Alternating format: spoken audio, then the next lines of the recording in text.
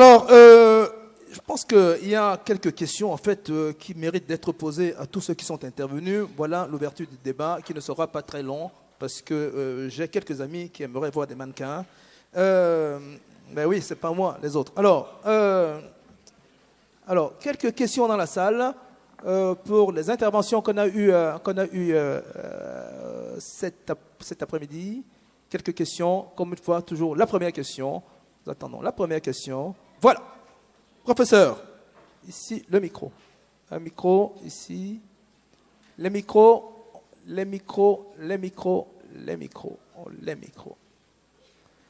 Merci.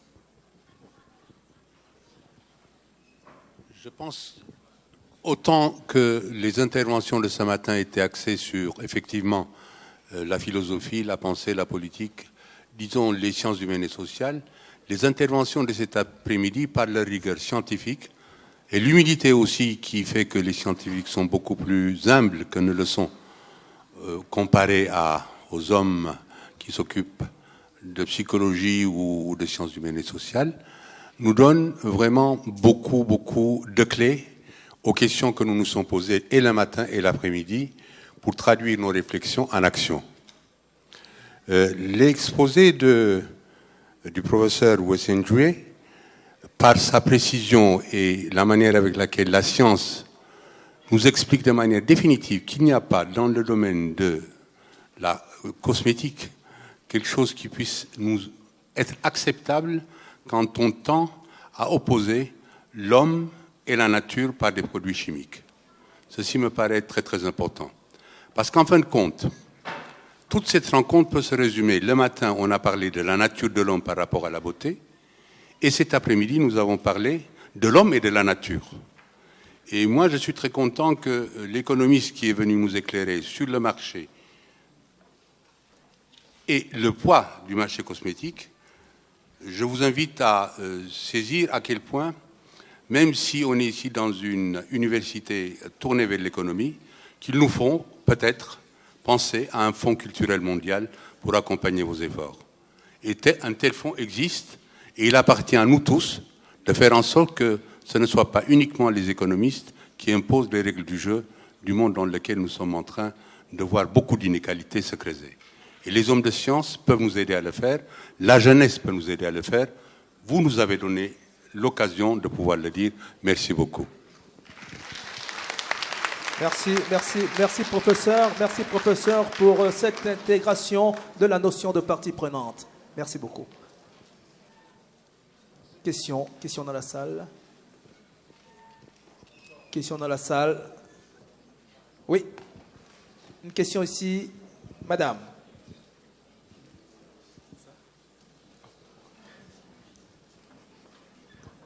Oui. Alors, bonjour, je suis journaliste. J'ai une question. On a parlé du blanchiment de la peau, on a expliqué les risques pour la peau et je voudrais savoir les raisons pour lesquelles les femmes et les hommes, puisque les deux sont concernés, s'éclaircissent la peau. S'il y a quelqu'un qui peut me répondre, bien sûr. Alors, je pense que ça, ce serait une bonne question, peut-être pour là-bas. Voilà, donc ici, nous avons une réponse à gauche là-bas. Un micro, s'il vous plaît, à gauche. Là, à gauche, allez-y, à gauche, en face, voilà. Allez-y, monsieur, comme ça on gagne du temps. Allez-y, c'est bon. Merci pour l'opportunité de répondre à cette question. Je voudrais d'abord commencer par me présenter. En fait, je suis Étile Didier, je suis responsable d'une association en Belgique. Je viens de Bruxelles, en fait. Tout justement, nous combattons ces dérives liées aux cosmétiques, notamment le blanchiment de la peau. Et je pense que c'est tellement difficile de dire en un mot les causes de la dépigmentation volontaire, parce qu'il y a tellement de facteurs qui rentrent en considération. On a vu l'histoire, la sociologie, l'ethnologie, l'anthropologie, tout ça, et aussi le côté médical. En fait, moi je dirais que aujourd'hui, je pourrais résumer que les causes viennent de normes de beauté. C'est vrai, au départ, il y avait l'histoire le regard de la beauté du noir, c'est-à-dire qu'est-ce que la beauté représentait. C'est-à-dire ce qui était bien, c'était ce qui était clair, ce qui venait du maître qui était clair. Et avec le temps, ça a changé. Aujourd'hui, ce qui est plus dangereux, à mon avis, c'est les normes de beauté. Et les normes de beauté dans le côté économique est le plus souvent responsable. Le marketing et tout ça qui ont véhiculé, c'est que doit ou devrait être la beauté du noir. Et je pense que c'est ce qui continue actuellement à pousser beaucoup de gens à se décaper la peau. Et je remercie Madame Gillette pour cette initiative qui devrait normalement être pérennisée pour permettre à ce que ces gens qui se décapent la peau parce qu'ils pensent être pas belles, beaux, qu'ils soient fiers d'eux-mêmes, qu'ils soient eux-mêmes comme on l'a dit, et que finalement, avec des initiatives qui continuent, pas de manière sporadique, mais qui continuent, pour que ces gens-là aient plus confiance en eux-mêmes et continuent à se comporter dignement. Parce qu'en fait, ici, il faut plus mettre l'éthique en avant. L'éthique qui est le bon sens. On a vu la définition du produit cosmétique qui ne devrait pas abîmer la peau. Un cosmétique, ça donne du plaisir, ça exalte sa beauté, ainsi de suite. À partir du moment où un cosmétique commence à donner des effets secondaires, on se pose des questions. Donc, revenir à votre question qui est difficile en même temps à répondre, je dirais, les raisons, c'est historique, les raisons, mais le plus important, à mon avis, je pense que c'est les canons de beauté.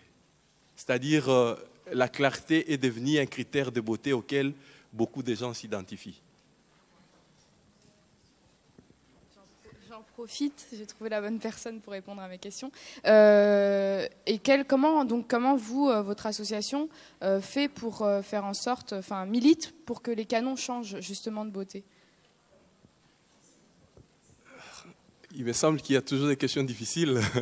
Mais bon, d'ailleurs, on n'est pas seul. Là, je devrais accompagner Madame Mananga Isabelle, qui est de l'association Label Beauté Noire, avec qui on collabore depuis longtemps. Et tout le monde a sa part des responsabilités. Je veux dire, nous, ce qu'on fait, c'est sur le terrain. On organise des conférences, des défilés même, parce que le plus important, c'est l'approche. Lorsque quelqu'un pense être beau ou belle, en étant clair, il faut lui montrer ce qu'il devrait faire pour changer de comportement, pour changer sa façon de voir la beauté. Et le plus important, c'est l'approche. Comment le lui dire, comment lui montrer qu'il devrait faire autrement. Et donc, nous, on utilise les outils d'information, notamment le magazine, les conférences, défilés, et ainsi de suite. Et je pense que beaucoup d'acteurs, une fois de plus, rentrent en considération, notamment le côté médical, parce que là, on nous montre les conséquences médicales. Aujourd'hui, beaucoup risquent d'avoir le diabète pour avoir utilisé les corticoïdes, les produits à base de cortisone. Il faut que ces gens soient informés. Il y a aussi le côté commercial. Ces gens qui mettent les produits sur le marché devraient quelque part aussi considérer l'investissement à long terme, c'est-à-dire lorsqu'un produit est de qualité, c'est un client qui est satisfait, donc qui reviendra. Et d'autre part, il y a le côté culturel où l'interaction entre la peau, objet biologique qui nous montre les tranches d'âge, tout ça, et marqueur d'identité. Donc, un problème culturel comme la dépigmentation volontaire devrait aussi traiter de manière culturelle.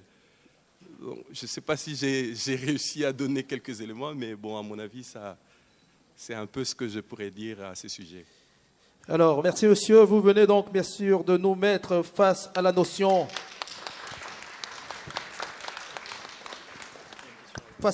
même de groupe de référence. Et ensuite, vous nous avez expliqué le lien entre la cosmétique et le bien-être. Une cosmétique qui doit générer du bien-être et non une cosmétique qui doit générer du mal-être, madame.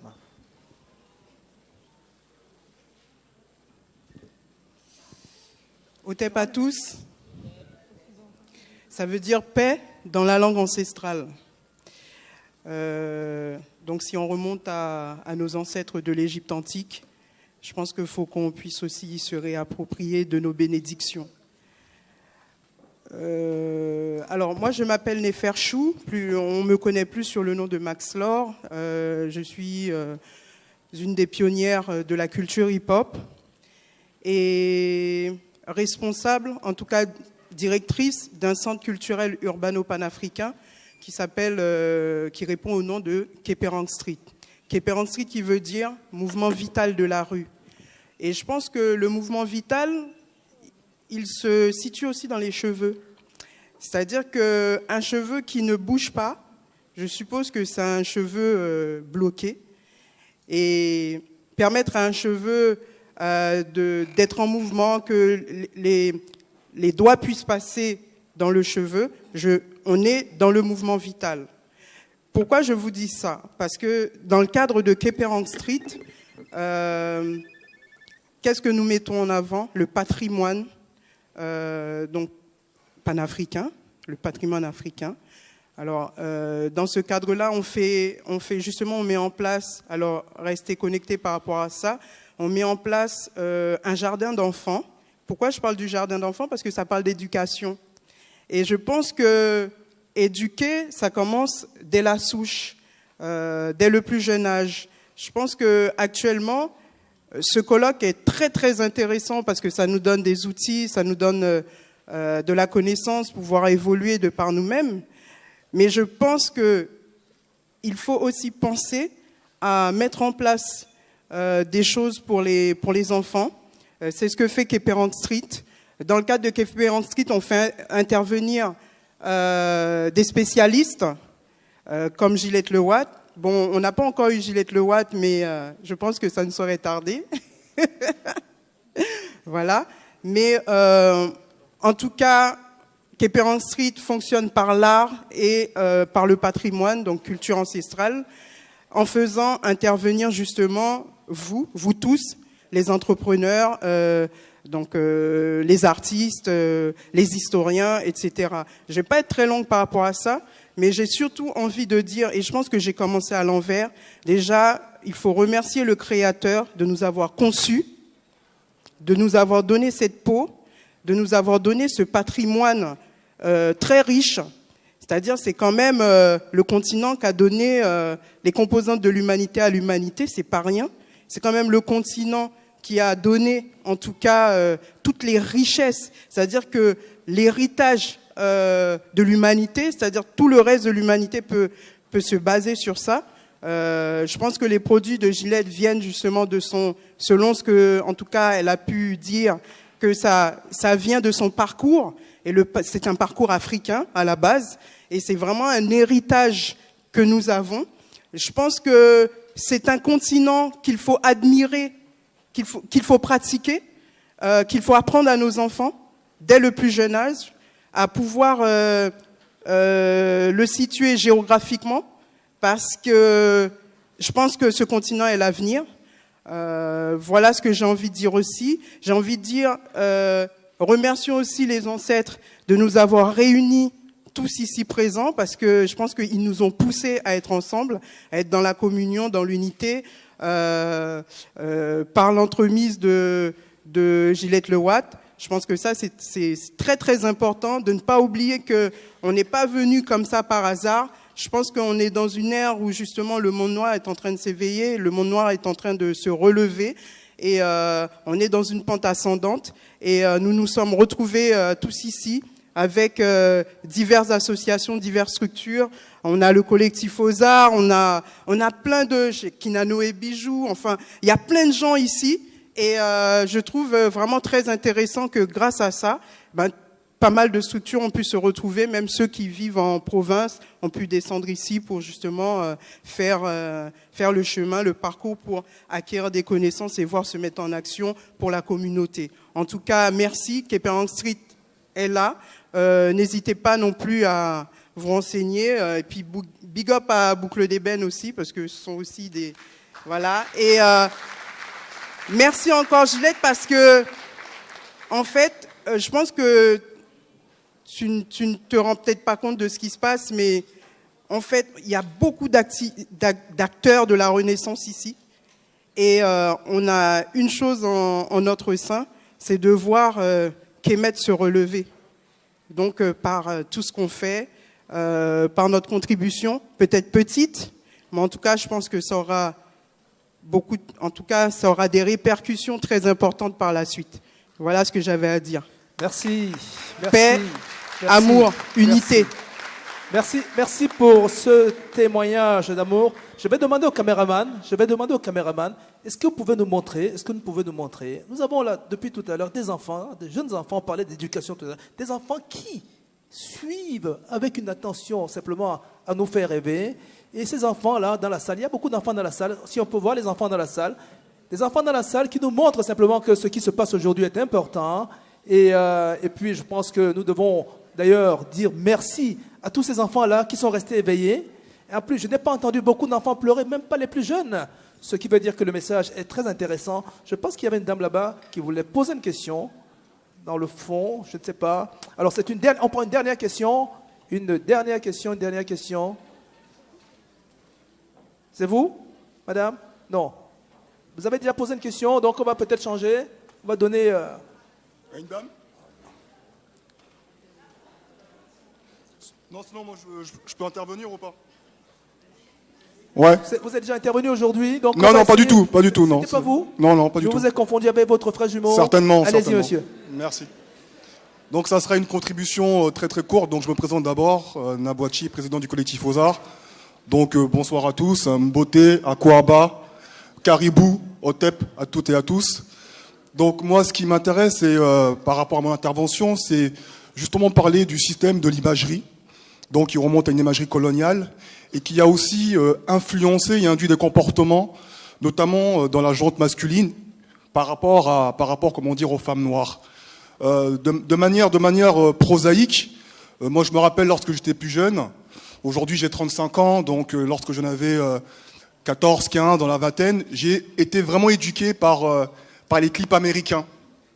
Par les clips américains, les clips nord-américains, où nous montrions véritablement un profil de femmes noires suffisamment particulier.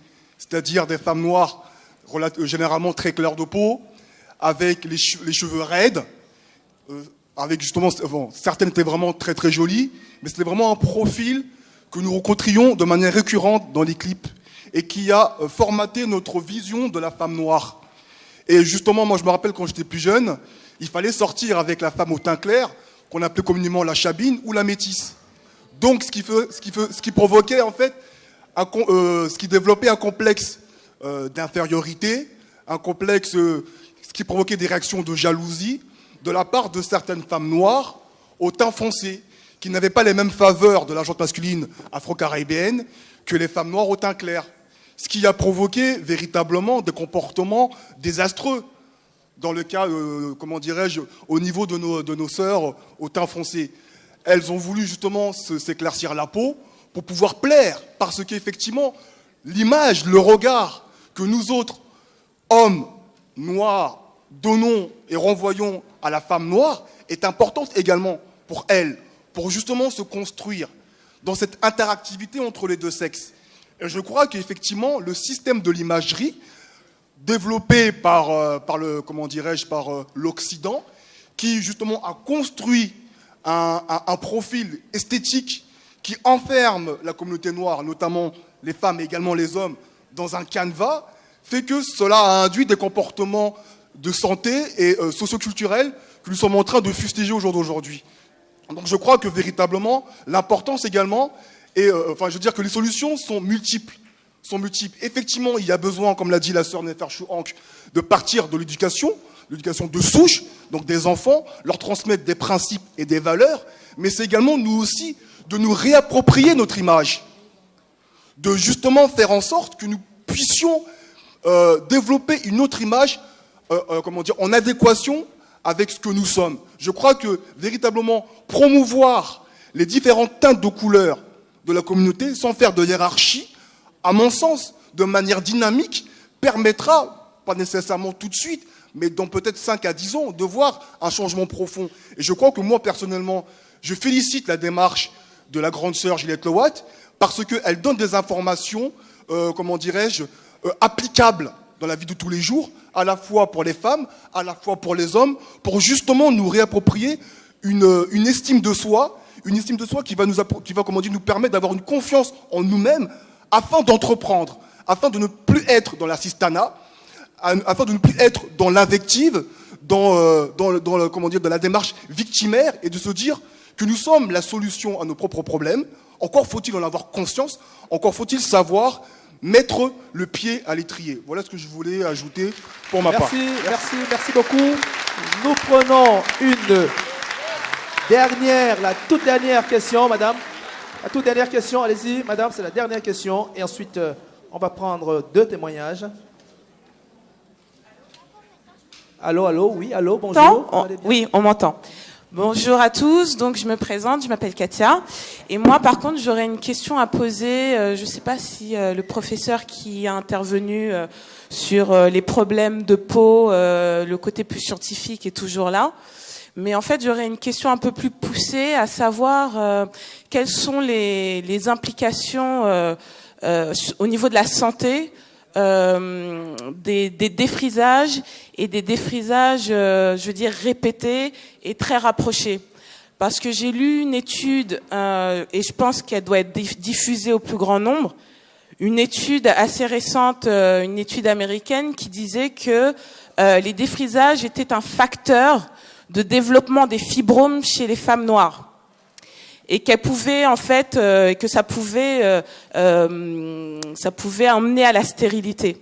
Donc ma question, c'est vraiment sur le plan de santé.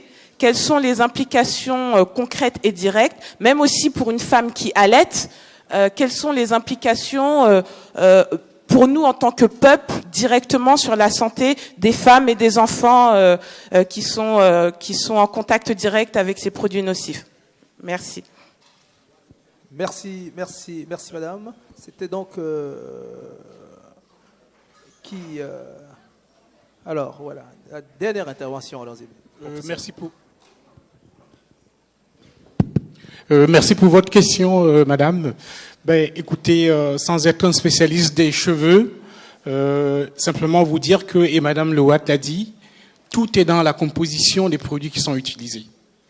À partir du moment où on lit sur une formule pour traiter les cheveux, qu'il y a de la soude, qu'il y a du formol, qu'il y a des tas de choses qui sont pas connues, qui sont même pas listées sur le produit, il y a une pénétration dans le cuir chevelu, et après ça passe dans la circulation sanguine, et on ne sait même pas, c'est un cocktail de tas de choses qui vont provoquer des désastres complètement ignorés. Ça veut dire que si vous appliquez plusieurs fois le cuir chevelu est déjà, on va dire, fragilisé, donc vous avez enlevé tout ce qui est protection, donc la pénétration est beaucoup plus importante parce que les détergents vont dissoudre certains composants de la membrane, tout simplement, et donc vous facilitez la pénétration. Donc si vous en faites 2 en 2 semaines, 3 en 1 mois, les produits pénètrent. Et donc, ils pénètrent en petite quantité, vont dans la circulation générale. Et au fur et à mesure que vous accumulez, vous arrivez à des choses que personne ne contrôle d'ailleurs. C'est pour ça que vous avez lu fibrome, cancer. C'est qu'in fine, on ne sait pas qui fait quoi là-dedans, tellement il y a de produits nocifs qui passent. Tout ce qui passe dans la circulation générale, forcément, si vous allaitez, oui. C'est pour ça que les femmes enceintes ou allaitantes n'ont pas droit à tous les médicaments. Donc là, vous en prenez par la peau et ça passe très bien. Donc voilà un peu la situation. Juste pour rebondir sur les différentes interventions qu'on a eues, effectivement, je suis d'accord avec le dernier collègue pour dire qu'il ne faut pas qu'on se victimise à fond la caisse. Je vais dire que on a vu tout à l'heure que les Caucasiens voulaient bronzer pour devenir un peu mat et que ça pouvait créer également des tas de problèmes de cancer. La sécurité sociale en sait quelque chose. Inversement, les négroïdes veulent blanchir. Donc, il ne faut pas se victimiser. En fait, c'est une question du rapport de l'homme par rapport à la société. Donc, maintenant, si on va regarder les degrés d'aliénation, où est-ce qu'elle est la plus forte? C'est peut-être là qu'il faut réfléchir. C'est-à-dire que les conséquences, je vais dire, du côté des négroïdes, est quand même, à mon sens, beaucoup plus importante. Et c'est là que les philosophes, les ethnologues, les scientifiques doivent travailler ensemble, parce que un discours unilatéral n'est pas bon. C'est pour ça que cette journée est merveilleuse, parce que le matin, on a eu des gens qui essaient de resituer un peu l'homme dans son environnement, dans sa complexité, dans son cadre, dans sa confiance en soi. Et effectivement, la science ne peut marcher, et c'est ce que j'ai dit tout à l'heure, que si dans la tête des gens, les choses sont claires.